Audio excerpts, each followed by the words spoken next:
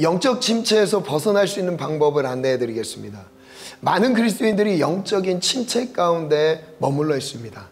그러나 성경에서는 우리의 신앙이 독수리 날개치며 올라가는 정말 강력하고 활기찬 그런 형상을 우리에게 이미지화하고 있죠. 그러나 우리의 현실적인 신앙의 상태, 우리의 마음의 영혼의 상태는 어떻죠? 영적 침체, 정체 현상을 벗어나지 못할 때가 많다는 것이죠. 그 이유는 간단합니다. 바로 말씀과 기도의 불균형입니다. 이 말씀과 기도의 불균형은 곧 영적 침체로 이어지게 되어 있습니다. 즉 말씀과 기도는 하나님과의 관계, 친밀함, 동행을 의미하고 있거든요.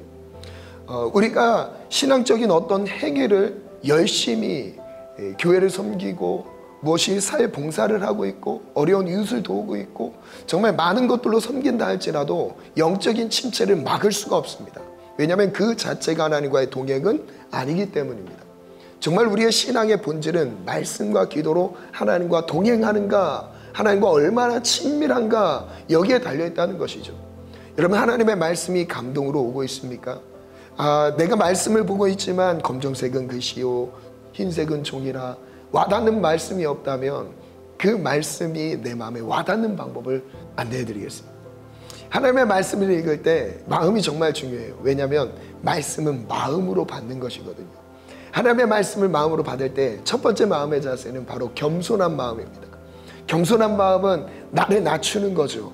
하나님이 무엇을 말씀하시는지 수용하겠다는 마음의 의지입니다.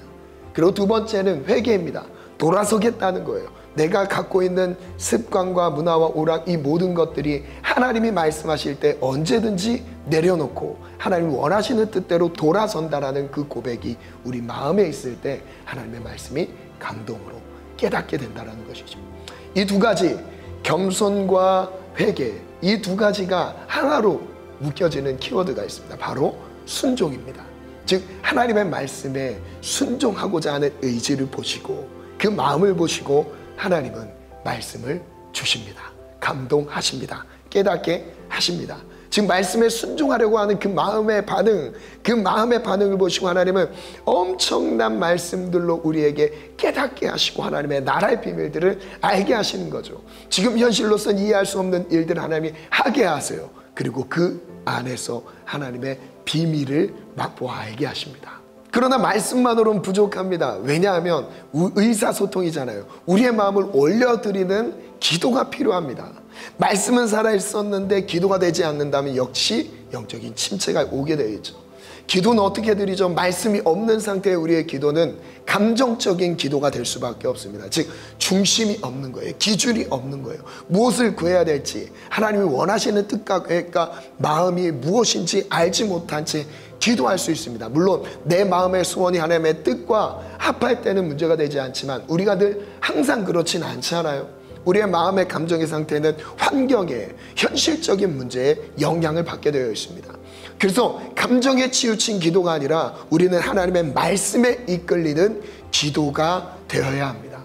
하나님의 말씀으로 하나님의 뜻을 알고 하나님의 마음을 안고 그 마음을 가지고 하나님의 뜻을 구하는, 하나님께 올려드리는 기도, 하나님의 말씀의 인도함을 받는 기도가 살아나야 합니다. 즉 우리는 하나님의 말씀으로 기도하는 것이죠. 하나님 말씀에 순종하는 마음으로 하나님의 말씀을 받고 받은 말씀으로 하나님께 기도하는 것, 이것이 영적인 침체에서 벗어날 수 있는 유일한 길입니다. 지금 말씀과 기도를 붙잡는다면 하나님께서 순식간에 영적인 침체에서 벗어나게 하실 것입니다.